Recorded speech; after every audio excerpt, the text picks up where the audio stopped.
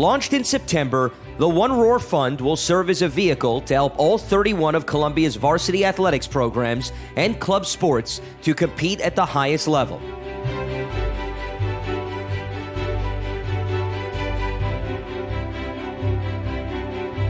We remain committed to providing our student athletes with the best resources available to help them achieve their goals.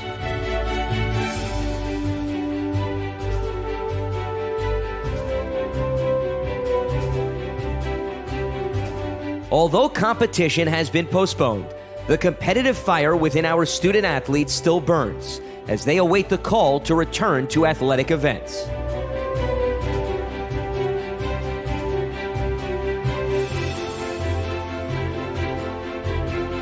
One Roar will provide our 700-plus student athletes with the necessary resources to stay in prime shape, mentally sharp, and above all, healthy and safe, as we await the continuation of Ivy League play.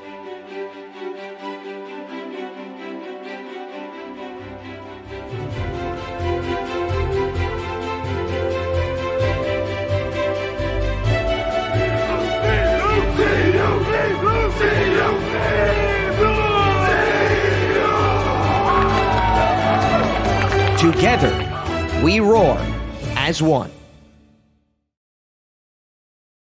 Columbia fans, celebrate 150 years of Columbia football with an official shirt. With options in both men's and women's sizes, this authentic shirt is exclusive to the Columbia Athletics team store. Order today at GoColumbiaLions.com. Thank you for joining us this evening. Tonight, we're on episode 2 of our 2015 to 2019 season highlights. Tonight, we're showcasing the 2017 season, the historic 2017 season. And we'll be joined by the captains, Anders Hill, Landon Beatty, Lord Hymang, Bewley Wales, and a number of other key players making key plays throughout the 2017 season. So sit back and enjoy. I'm here with our 2017 captains from the 8-2 season from the Columbia Football Lions. We've got Anders Hill, Bewley Wales, Landon Beatty, Lord Hymang. Guys, thanks for sitting down with us tonight. Yeah, thanks for having us. Thanks for having us, Greg. So go ahead of the 2017 season. You guys were elected as captains to lead the team into battle. What was that honor like for you guys? Anders, why don't we start with you? Yeah, I think for me, what meant the most about getting elected a captain was that it was really voted on by all the teammates. You know, it wasn't just given to you by the coaches based on X, Y, and Z. It was really voted on by all the other teammates. So I think that was most rewarding to me, was knowing that everyone in the locker room had my back and chose us four to kind of lead us on that 2017 season. Awesome. What about you, Lord? It was a cool experience. It's great to be recognized by your peers as somebody that they can lean on or depend on, and it's a cool responsibility. And it's kind of, I don't know, it was a really special moment to be able to consider myself a part of Columbia history, part of captains that have come through. So it was an honor. Awesome. Landon? Yeah, it was obviously echoing, just feeling so grateful that the guys on the team thought that I was a leader enough to be a captain. And I know walking into the locker room every day, you kind of see the plaque there with all the captains dating back to, early 1900s. So that was really cool. But it's definitely an honor, but there are a lot of guys on the team that year that were great leaders and could have been captains as well. Yeah. And I'll go ahead and go. Basically, these guys have really covered everything. I think the one thing that Lord kind of touched on that stuck out a lot to me was kind of the responsibility behind it. It was a great honor, but it was also, it was on us four to make sure that the team was trending in the right direction, make sure that we were kind of doing what was necessary in order to get to where we wanted to be. A lot of that, comes down to coaching and kind of the whole team culture, but it was on us to kind of set the pace and to make sure that guys were doing what they needed to do. That leads right into my next question, Bewley. You talk about culture and setting the pace. You guys ended the 2016 season with a pretty decisive win over Brown. Offense, defense, special teams were working on all cylinders. What were your expectations going into the 2017 season? Yeah, I personally had really high expectations. Right, we came from a place where we were really bad, and we knew what it was like to be really bad, and we could see the difference between who we were in 2014 and who we were at the end of that 2016 season. Right, and it was like night and day. Obviously, our record in 2016 didn't reflect that, but we knew that we had the talent, we had the guys in place, and we had kind of that mentality that we were going to be able to hang around in every ball game, and we could really beat up on guys. So for me personally, walking into 2017, it was, I don't want to say title or bust, but it was very much, we had really high expectations going into that season just because we knew the guys we had.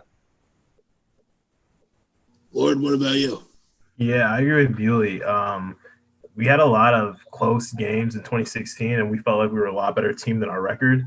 And you can't really go back and replay games. So we were grateful as a class, like, hey, we have one more year to do it right, where we could go back and, we had the pieces. We had some young guys we knew were coming up that would have a little more experience. And we were just saying to ourselves, hey, if we can win these close games, we have a chance to be like a really good team, like one of the best teams in Columbia history. So we for sure, even though the record wasn't that good, we had a lot of confidence coming into that 2017 season. Landon? Yeah, I'll echo what they were saying, but I kind of cheated a little bit. I watched the 2016 recap, and you guys hit on the Brown victory, and I think that win really kind of solidified the momentum going into the offseason. I think it was a kind of commanding win, and it was our first commanding win that we had in our tenure at least, and so. For us, we carried it on into the offseason. We knew we had some young guys that could play. We had a lot of seniors, a lot of upperclassmen, and we were in a lot of games the year before, and just kind of the ball went the other way. And this year, we were pretty determined to come out on top. Going into the season, if you would have told me we've been 8-2, I would have said, all right, that's awesome. I definitely thought we were going to have a winning season, but just kind of as the season got closer and closer, you could tell that the team was gelling, and we were a really, really tight group. And I think that kind of bond and the closeness of the team from seniors to freshmen kind of led us into, winning those tight games. Anders? Yeah, I think really two things. One, the Brown win at the end of 2016, which everyone already hit on. Then also, too, Landon kind of touched on it, just the practices leading up to the 2017 season in terms of spring ball before and then also training camp. I think you could really kind of feel it start to build. And the thing that I always noticed and what really made me think we were going to have a good season was just the day-to-day ones versus ones in practice. In previous years, a lot of the times it kind of be one-sided or tilted to either defense or offensive side of the ball. I think leading up to the 2017 season, everyone was just flying around, making plays, both offense and defense, super competitive on both sides of the ball, and that's really what you wanted. So I knew we'd go out, hit the ground running, and both sides, offense and defense, would be firing. Awesome. And, this is a little off script. Landon kind of touched on this, but Landon, you mentioned the team chemistry. What was different about this group of guys than the previous teams you played for, the high school teams you played for? Why were you guys gelling? I did watch the video before, and I think it definitely started in 2015 of just kind of the upperclassmen and the lowerclassmen kind of coming together as a team. But I think what kind of gelled it together the most is in the summer, we had almost the full team up there in the summer working internships up there every weekend, and grinding throughout the summer. And that was awesome to see, but it really felt like it wasn't a team. It was more like a friendship. Everyone was friends with each other, from freshmen up to seniors. Like when you saw people at team dinners and, different events, different team bonding events, everyone was together. There was never kind of like a clique or anything. And I think that paid dividends in the long run. We just really enjoyed being around each other. Camp was fun, I think one of the biggest things that is underrated, a lot of people don't know, Alex Holm and I, we may or may not have taken the ping pong table that was underneath. What was it? Was it in Baker or was it? No, it was in the Campbell Center, first floor of the Campbell Center. That ping pong table was chilling there for a long time. Alex Holm and I finally picked it up, brought it over to the football locker room, and from that day forward, you could tell the program was changed. I remember walking in the locker room and seeing Bewley full pads ready to go out for practice playing ping pong. That was usually, that's how I got my mind right before practice every day. I'd get a couple games in, work on my forehand, and I knew, okay, hands are ready, my eyes are ready, it's time to go. It's an unusually warm Saturday afternoon in New York City, and the action should be hot on Robert K. Kraft Field at Lawrence Wien Stadium as Columbia opens up its 2017 football season at home against Wagner. It kind of felt like home in a weird way. That was the only way we had ever won a game before. Honestly, it's just like, oh, well, we won. That's sick. This is how we win games, right? So to me, it was a little startling, honestly, because Wagner's always been super athletic, kind of hit or miss, right? Some years they're really good, other years they're down. But that game one, we were walking in feeling real confident. We had success against Wagner in the past, right? And then we walk out and have a game winner. It was a little, I don't want to call it frightening, but I think it woke people up a little bit, right? Because coming out of camp, we felt like we were a little invincible, just because everything was clicking, everybody was healthy. Really, we're just feeling good. And then come out to have a really, really tight game like that. I think it's probably the best thing that could happen to us. Yeah, I would agree. And I was just going to say, I think that's what good teams do, right? They find ways to win games when, one, when they're close, and two, when they're not playing the best. I mean, that was our first game. I think that was Wagner's third or fourth of the season. So they were kind of in mid-season shape. We were getting the cobwebs off.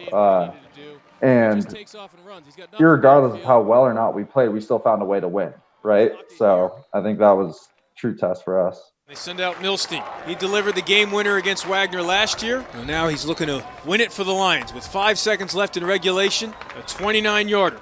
Oren Milstein for the win. Snap, hold, kick is up. And it's good. No time left. So Oren Milstein does it to Wagner again. Yeah, I remember it wasn't fourth down either. We ran the ball to center it on first or second down and then ran the clock all the way down.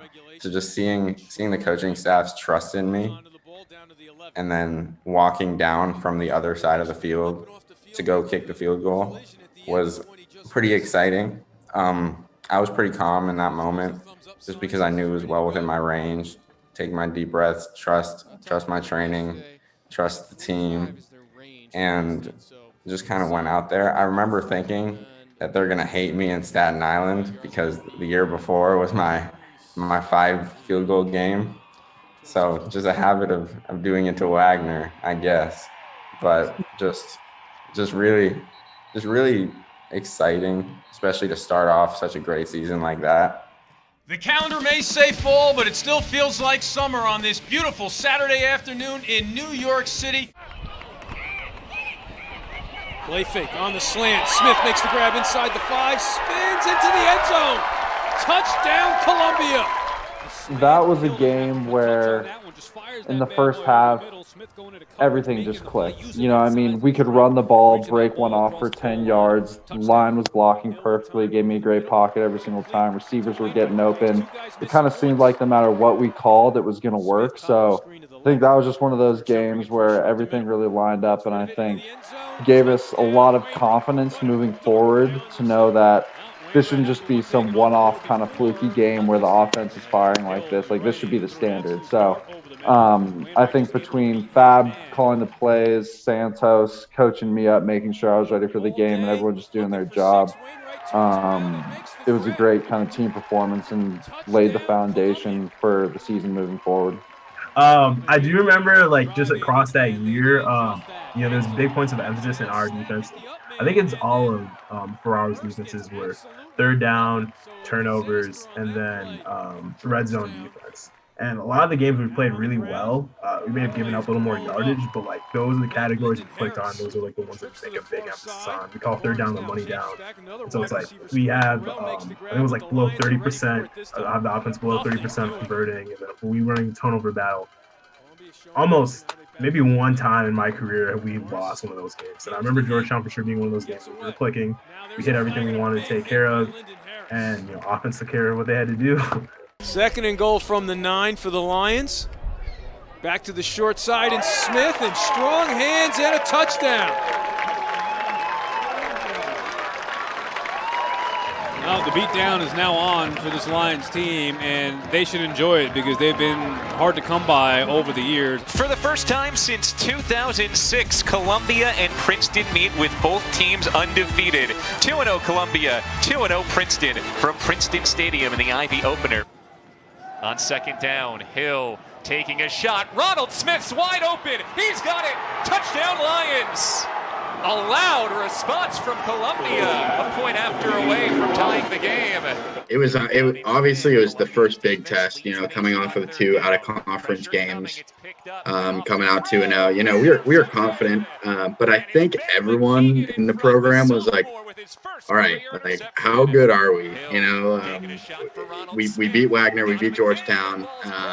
These guys are the perennial, champions of the league last year, and they were returning a bunch of guys. They had a great quarterback, and we knew that we had our hands full. I think leading up to that week, there was a lot of preparation, and give it to the coaching staff, a lot on, I can just speak from Ferraro's perspective. He put together a great game plan. I know Coach Poppy put together a great game plan, and we were locked in.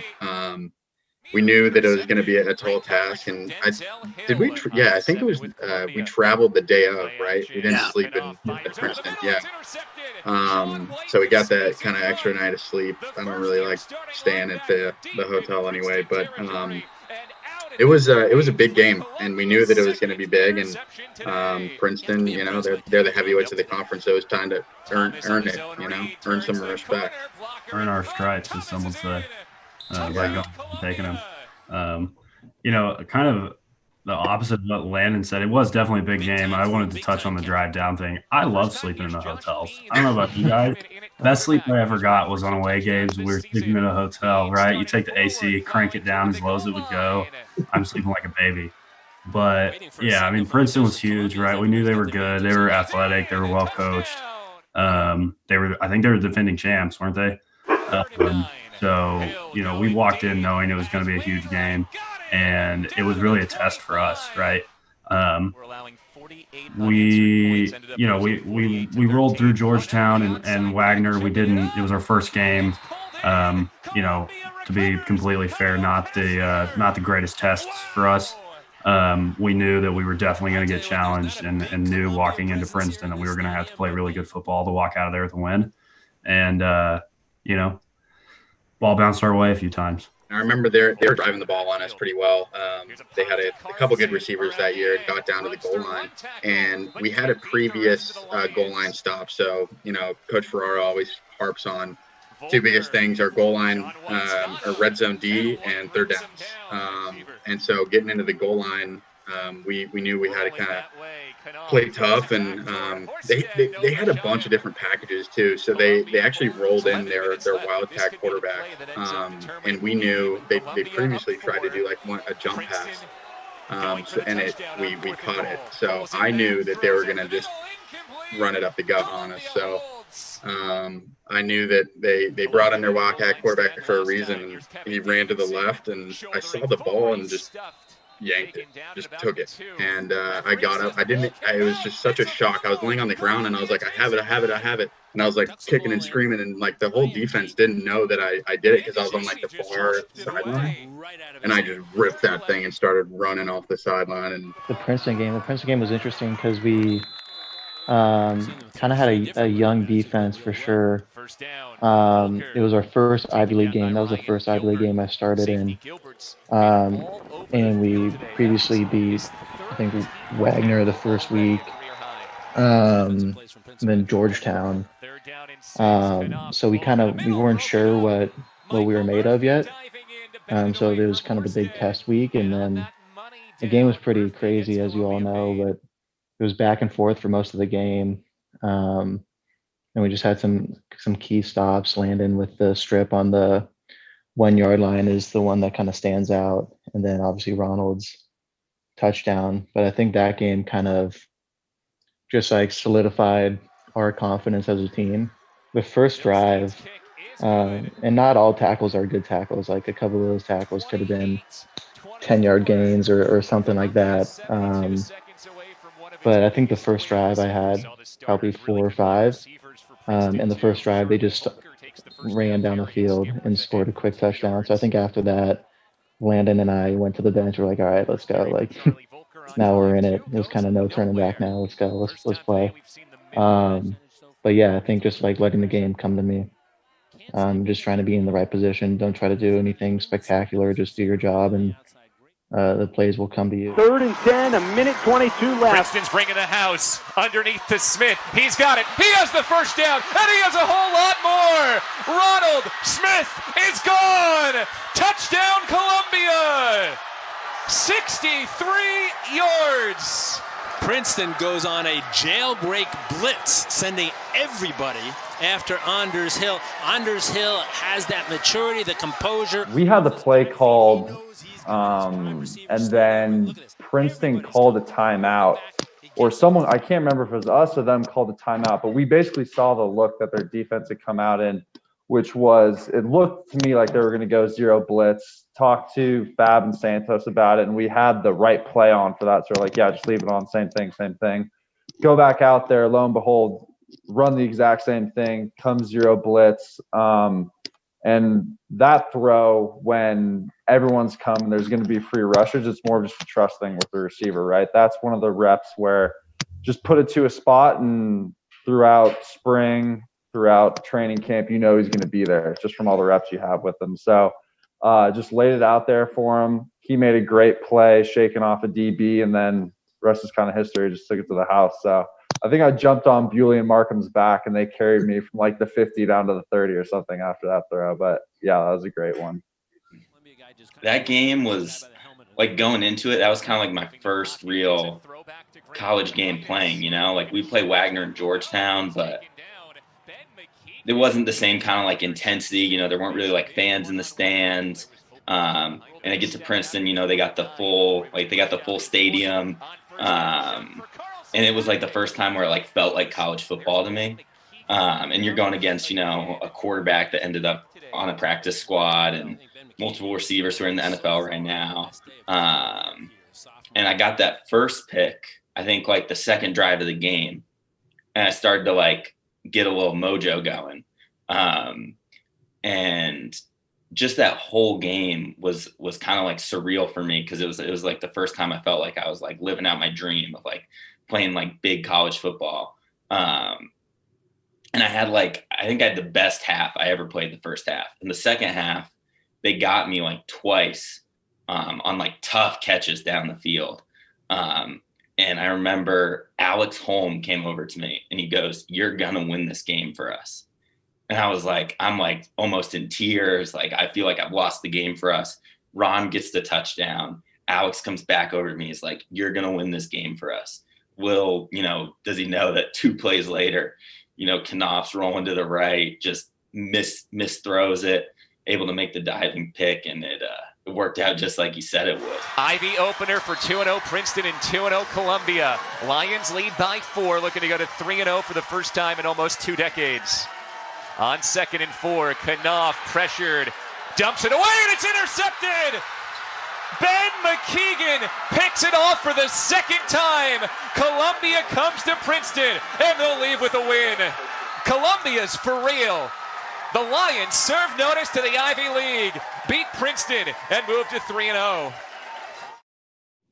Relief, for one. It's always kind of nerve nerve-wracking situation to be on the field there at the end of the game, and knowing that Princeton's got some great receivers and great pass schemes. But Ben McKeegan, I think it was, Sean White had a pick. Justin Woodley made a great goal line play. And then Ben McKeegan came up clutch twice. I think the theme of the game and really the season was everyone made impact plays. It wasn't just the captains. It wasn't just the seniors. It was everybody. And that game kind of solidified, okay, like we've got some dogs. We can play. We can hang with the best. Another kind of tidbit was the night before the Princeton game, Coach Murph, who was the assistant DB coach at the time, gave his Charlie Mike speech, which has kind of been the mantra of the program now. Charlie Mike, continue the mission. And that, mantras, it's hard to kind of get behind a mantra that you don't really believe in. This was one that we all believed in, and we all saying it throughout the whole game. There are ups and downs, a lot of ups, a lot of downs, but boy, we stuck with it and continued the mission. Well, it feels like home because you can see the Hudson River in the background, but Columbia football is on the road in Poughkeepsie, New York. The Marist Red Foxes hosting the 3-0 Columbia Lions. First and goal from the 4-yard line for the Lions, knocking on the door on the opening drive. Senior takes a snap, keeps it himself, throws to the far side. Caught! Touchdown Lions! Chris Everett on a 5-yard pitch and catch from Anders Hill, and the Lions take it right down the field and score an opening drive touchdown. Let me sneak a couple in there instead of bringing Bean in, so the stat line got a little better, but yeah, that was a good game. Again, I think that was similar to Georgetown, where everything was just clicking. We were just kind of riding that wave from Princeton and carried it right into the next week and didn't skip a beat. The only thing I'll say about the Marist game was it was the first time that we were actually like favorites and felt like favorites. And I know the coaching staff was a little worried going into that game that it was going to be like a let up. We had to walk through at MetLife before we got there. So there was like a little bit of a distraction, and the hype was starting to build. There were some articles written like the week before and everything about Columbia. But the train wasn't going to be derailed. Everything worked, right? They couldn't move the ball against our defense. We could have run any play on offense, and it felt like we were scoring. I remember I have a vivid memory of us sitting in the locker room at halftime, and I think it's 42-0, or maybe 35-0. And I'm sitting there with the other offensive linemen just kind of looking around like, I don't really know what to say or do in this situation. Like, I want to say, 0-0 second half, big deal. But like, we all know the truth is that we're walking out there and we're walking all over these guys, and this game's over. So let's go out, have a solid first drive, and then let's put the second string in, and let's have fun on the sideline. And it was it was cool. It was the first time in our Columbia career, really, that we could sit there and be like, this game's over at halftime. Kind of something that game gets overlooked a lot, right? Because it got sandwiched between some really, really hotly contested games. But it was a cool experience. Another thing that was nice about Marist is because it was such like a one-sided affair, it was a chance for us to actually get some of the younger guys in and get them some like actual playing time experience. I think that helped to kind of get them to buy in. I feel like we were healthy-ish for the most part that year, and we didn't have to. But in situations where we had to depend on some younger guys, it was like, okay, well, I see how the older guys like practice, approach and stuff, watch film. I'm not gonna exclude myself from that because I'm not playing. Like, okay, hey, I've been on the field before. I know what it takes. I know what college football's like. If something happens, they'll need me. So, hey, I'm all in. I'm gonna watch all the film and stuff too, even though I may not be playing as much as some other guys. So in that aspect, I think Marist was nice for the program as a whole. Hill takes the snap, rolling out to his right, throws to the end zone, caught! Emerson Cabus, what a catch! First career touchdown for the freshman, 19-yard reception from Anders Hill, and Columbia blowing the doors off of Marist, 34-0 Lions. That's it for part one of the 2017 season. Next week, we will air part two on Thursday at 7 p.m.